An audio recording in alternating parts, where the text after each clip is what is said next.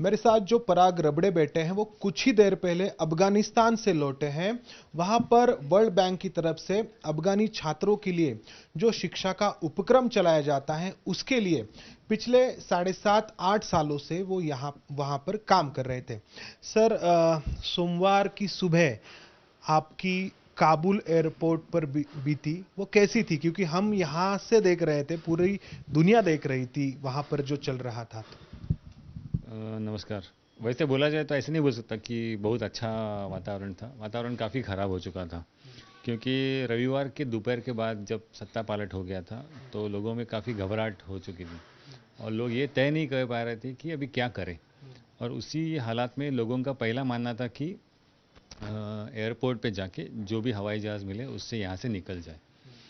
मैं भी उसमें था, क्योंकि हम लोगों को भी इंडियन एम्बेसी की तरफ से बताया गया था 2 दिन पहले कि जो भी कमर्शियल फ़्लाइट्स अवेलेबल हो जाए उनसे आप निकल जाओ।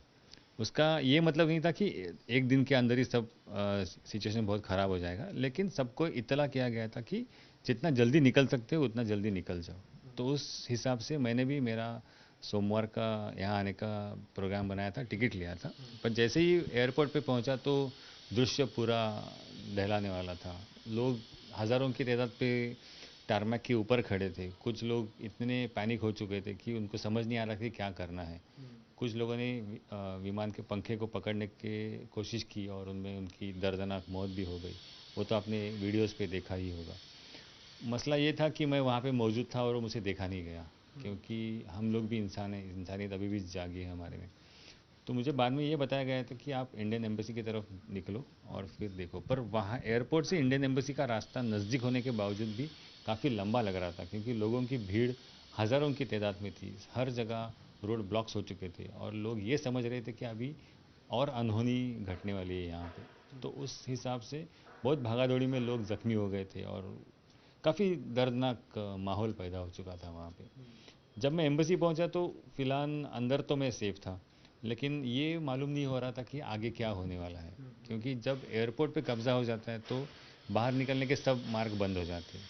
और अफ़गानिस्तान ऐसा देश है कि उनकी बॉर्डर्स 5-6 कंट्रियों से जुड़ी हुई है, पर सब लैंड बॉर्डर्स बंद हो चुके थे और हवाई प्रवास एक ही मौका था, लेकिन वो भी बंद हो चुका था। इस हालात में कोई भी नागरिक ये सोचेगा कि मैं कैसे निकलूँ यहाँ से। तो अफ़गानियों को वो पता नहीं चल रहा था, क्योंकि तब तक उनका राष्ट्रपति भी जा चुका था और किसकी सत्ता आने वाली है वो उनको पता हो नहीं है।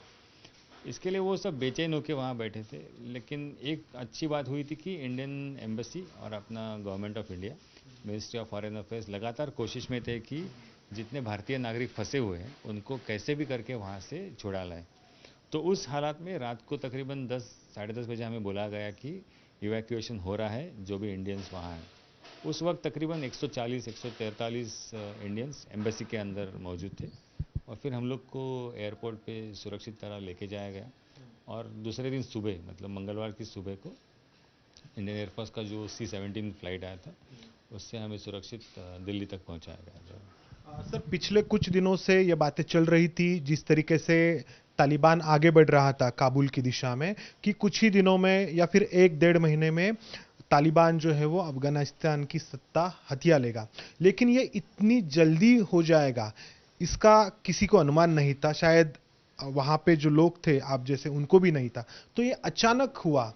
तो इसकी पहले कोई भनक नहीं लगी? जो राष्ट्रपति हैं वहां के अशरफ गनी, वो खुद पहले बाहर चले गए, उसकी वजह से ये अफरा तफरी फैली। ये बोलना मेरे लिए मुनासिब नहीं होगा कि वो भाग गए इसके लिए अफरा तफरी हुई, लेकिन जिस तरह से हालात बिगड़ते गए वो किसी ने अनुमान नहीं किया था। सब लोग यही सोच में थे कि 1-2 महीना 3 महीने तक काबुल हाथ से नहीं जाएगा, लेकिन 2 ही दिन के अंदर पूरा सत्ता पालट हो गया और लोग भी अचरज में पड़ गए कि ये अचानक कैसे हुआ। तो हर एक का अपना अपना एक नज़रिया था कि कोई कुछ बोल रहा था, कोई कुछ बोल रहा था। हम लोग का क्या था कि बीइंग अ फॉरेन नेशनल हम ये नहीं कह सकते कि इनकी वजह से गया या उनकी वजह से कुछ सत्ता पालट हो गया। हाँ, लेकिन बॉटम लाइन आप देखो या उसका कंक्लूजन देखो तो सत्ता पालट हो चुका था।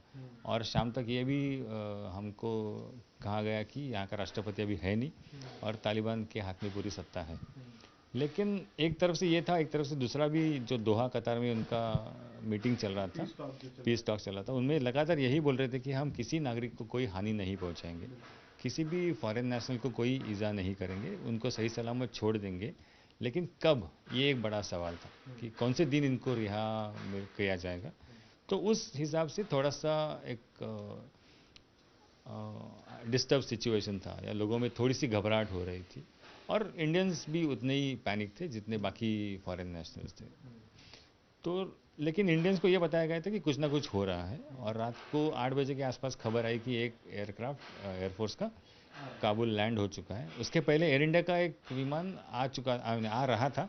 उसने बहुत से ऊपर चक्कर लगाए, लेकिन उसको एटीसी की तरफ से इजाज़त नहीं मिली, ताकि वो आ नहीं सका, क्योंकि उस फ्लाइट में मेरा टिकट बुक था, लेकिन दुर्दैवश मैं आ नहीं सका। इसके लिए मुझे एम्बेसी का सहारा लेना पड़ा, और बाकी हेल्प उन्होंने तो की वहाँ पे। सर, लेकिन वहाँ पर जो नज़ारा था काबुल एयरपोर्ट पर, तो इंडियंस हो या फिर अन्य देशों के जो नागरिक वहाँ पे थे, कॉन्सुलेट का हो या फिर और किसी कारण की वजह से वहाँ पर काम कर रहे हैं, तो हर कोई देश अपने अपने लोगों को प्रोटेक्ट करने की वहाँ पर कोशिश कर रहा होगा। जो लोग वहाँ पर बिखरे हुए दिख रहे थे, भागते हुए दिख रहे थे हवाई जहाज के पीछे, वो सिर्फ अफगान ही थे? उनको पता नहीं था कि ये हम इसको अगर लटक जाए तो आगे जाके गिर सकते हैं, और कई की मौत भी हुई उसमें? नहीं, वो सिर्फ लोकल अफगान सी थे। सर, इसमें क्या होता है ना कि एक अंग्रेजी में कहा होता है कि सर्वाइवल ऑफ द फिटेस्ट। अगर आप कोशिश करो, उन्होंने शायद सोचा होगा कि चलो यार थोड़ी दूर तक क्या हुई ना, लटक के जाएंगे, शायद उनका वो सोचना गलत था। लेकिन हालात इतने बिगड़ चुके थे कि वो सोचने की मनस्थिति में थे ही नहीं। उनका ये मानना था चलो टायर के बीच में फंस के एटलीस्ट ऊपर तो उड़ जाए, इनसे बच जाए, लेकिन वो गलत था। पर वो तब पता चला कि जब वो बेचारे गिर के और मौत के सर, आप जब वहां पर गए थे 7.5-8 साल पहले, तब वहां पे तालिबान नहीं था, लेकिन तालिबान का राज कैसा था ये हमने सबने देखा है। तो आप जब वहां पे गए, तो उस आपको उसमें क्या बदलाव वहां पर दिखा, और अब जो फिर से तालिबान वहां पे सत्ता में आ रहा है, आ गया है, तो आप क्या सोचते हैं वहां के जो यूथ है उनके बारे में, जो महिलाएं हैं, जो लड़कियां हैं, उनकी शिक्षा के बारे में? देखिए कि पहले जब तालिबान थे तो वो 1996 के दौरान में थे, 5 साल, जिसके बाद हामिद करज़ाई की सरकार आई थी। उस वक्त के हालात मैं कुछ बोल नहीं सकता, क्योंकि मैं वहाँ पे मौजूद नहीं था। लेकिन जिनसे सुना है कि उस वक्त शायद सिचुएशन थोड़ी अलग थी। उस वक्त स्मार्टफोन्स नहीं थे, बाकी टेक्नोलॉजी डेवलप नहीं हुई थी। लेकिन आज के दौर में अगर देखो तो हालात काफ़ी बदल चुके हैं। इस बार ऐसा कहना भी ये नहीं मुमकिन नहीं होगा कि हालात फिर से ख़राब हो जाएंगे, या फिर ऐसा भी कहना ये नहीं ईजी नहीं होगा कि हालात बिल्कुल सुधर जाएंगे। हाँ, इस्लामिक देश होने के कारण थोड़े से रिस्ट्रिक्शन तो ज़रूर बने रहेंगे। लेकिन मेरे 7-8 साल के करियर में मैंने ये देखा कि लड़कियों को काफ़ी नंबर्स बढ़ गए थे as far as education is concern. उनके शिक्षा लेने की इच्छा काफ़ी ज़्यादा थी, उनको उस तरफ से घर से सपोर्ट भी मिल रहा था, और वो तरक्की भी कर रही थी। हाँ, ये सवाल अभी रहेगा कि इनके आने के बाद अब आगे क्या हो सकता है। दोनों तरफ से पॉसिबिलिटीज़ वर्कआउट हो सकती है। उनको शायद मौका मिल भी जाए या मौका ना मिल जाए, पर अभी ये सब जैसे इंग्लिश में बोलते हैं इफ़ एंड बट में, तो अभी समय ही बताएगा कि एग्जैक्टली क्या हो जाएगा इसमें। अ, अभी का जो तालिबान है, वो पहले के तालिबान से कुछ बदला हुआ है, ऐसा आपको लगता है? क्योंकि अभी जब उन्होंने हथिया ली, तो उस वक्त की उनकी भाषा थोड़ी सी अलग लग रही थी लोगों को पहले वाले तालिबान से, और ज्यादा हिंसा भी नहीं हुई, ज्यादा यानी जिस तरीके की हिंसा पहले होती थी। वही है अभी कि पहले का तालिबान, अब का तालिबान कंपैरिजन करना मेरे लिए मुमकिन नहीं, क्योंकि मैं मौजूद था नहीं। लेकिन 7-8 साल के अंदर मैंने ये देखा कि हालात काफ़ी ठीक हो रहे थे, थोड़ा सा सुधार आ भी रहा था। अभी जो उन्होंने सत्ता ले ली है, उनका भी मकसद यही है कि हम किसी नागरिक को कोई नुकसान नहीं पहुंचाएंगे, सिस्टम को हम लोग बरकरार रखने का कोशिश करेंगे, शायद उसमें इम्प्रूवमेंट भी लाएंगे। लेकिन ये करने के लिए थोड़ा उनको भी वक्त मिलना चाहिए, और ये दोनों तरफ से होना चाहिए। जैसे हम बोलते हैं कि ताली बजाने के लिए दोनों हाथ नज़दीक आने चाहिए, तो नागरिकों को एक दफ़ा इनके ऊपर थोड़ा सा एतबार होना चाहिए। तो आज के दिन में वो थोड़ा सा मुश्किल है, क्योंकि 1-2 ही दिन हुए उनके हाथ में सत्ता है। एक बार वो विश्वास बन गया, और दोनों तरफ से अगर स्मूथ मूवमेंट्स हो गए, तो मुझे नहीं लगता कि कोई हालात ख़राब हो जाएंगे, सुधर भी सकते हैं। लेकिन अभी के वक्त मुझसे ये बोलना मुश्किल है कि कुछ होगा या नहीं होगा। सर, आप जितना समय अफगानिस्तान में रहे, उसमें कब ऐसा कोई मौका आया कि आपको लगा कि अरे यहाँ पर आके शायद मैंने कुछ गलती तो नहीं की, या फिर ऐसी कोई घटनाएं आपके आजू बाजू में घटी जिसकी वजह से आपको लगा कि नहीं, मुझे वापस जाना चाहिए? नहीं, वैसी तो घटी। मतलब वहाँ पहुँचने के बाद 2-3 हफ्ते में ही ऐसे अनहोनी घटी कि लगा कि अभी क्या करना चाहिए। तो उस वक्त 2 पर्याय थे कि चलो बैग बांधो और अपने मुल्क वापस चले जाओ। पर शिक्षक होने के कारण एक रिस्पॉन्सिबिलिटी होती है, जिम्मेदारियाँ होती है कि बच्चों का करियर छोड़ नहीं सकते। क्योंकि जैसे बोलते हैं कि अपने संस्कृत में कि मातृदेवो भव, पितृदेवो भव, और तीसरा होता है आचार्य देवो भव। तो तीसरा जो सबसे इम्पोर्टेंट होता है वो गुरु होता है, और गुरु शिक्षक को कभी बीच में छोड़ता नहीं है। तो वो एक अंदर का शिक्षक था, वो बोल रहा था कि ठीक है, हालात कभी ना कभी सुधर जाएंगे, उसमें बच्चों का कोई कसूर है नहीं कि वो अफगानिस्तान में जन्म लिए। तो उस हिसाब से अभी देखेंगे करके करके 8 साल हो गए। लेकिन आखिरी बार जो ये सब सत्ता पालट हो गया या हालात काफ़ी ख़राब हो चुके, उस वक्त ये पहला ख्याल था कि अगर ज़िंदा रहेंगे तो इनको सिखा भी सकते। जो ऐसे मेरे तरफ से था, उससे उनकी तरफ से भी था। बहुत से स्टूडेंट्स मुझे बोल रहे थे कि सर अभी ज़्यादा हो गया, कि आप पहले जान बचाओ, फिर अगर हालात सुधरे तो फिर आएंगे, उसमें कोई ये नहीं है।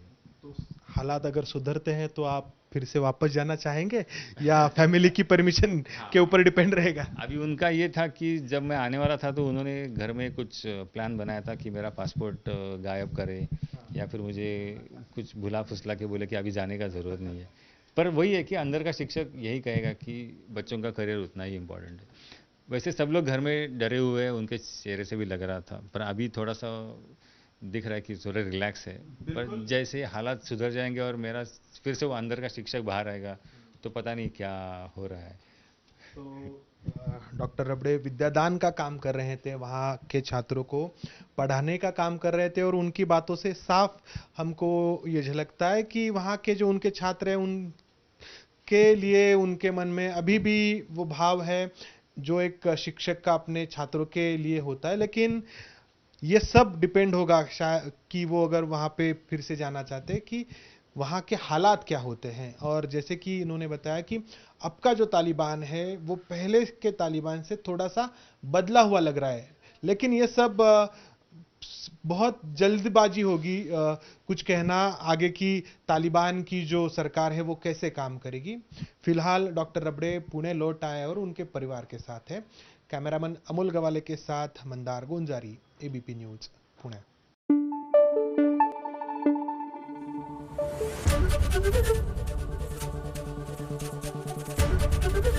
एबीपी न्यूज आपको रखे आगे।